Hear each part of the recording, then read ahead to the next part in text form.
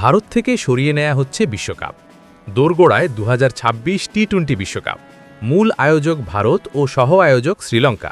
তবে বিশ্বকাপের আগে ভারতে দ্রুত বাড়তে থাকা নিপা ভাইরাসের সংক্রমণ টুর্নামেন্ট আয়োজন নিয়ে নতুন করে আশঙ্কা তৈরি করেছে। ভারতীয় গণমাধ্যম এনডিটিভির বরাতে জানা গেছে, নিপা শনাক্ত হওয়ার পর এশিয়ার বিভিন্ন দেশে ভারত ফেরত যাত্রীদের স্ক্যানিং করা হয়েছে। পরিস্থিতি আরও খারাপ হলে কোয়ারেন্টাইনের ব্যবস্থা ফের চালু করার আশঙ্কা রয়েছে। এতে ক্রিকেটার, দর্শক ও সাংবাদিকদের ভোগান্তি বাড়তে পারে। আন্তর্জাতিক স্বাস্থ্য সংস্থাগুলো ইতিমধ্যে হাই অ্যালার্ট জারি করেছে। জিও সুপার, ট্যাবলয়েড সহ একাধিক গণমাধ্যম বিশ্বকাপ আয়োজন নিয়ে সংশয় প্রকাশ করেছে। CG10-এর তথ্যমতে ভারতে চিকিৎসাকর্মী সহ অন্তত 5 জন আক্রান্ত হয়েছেন।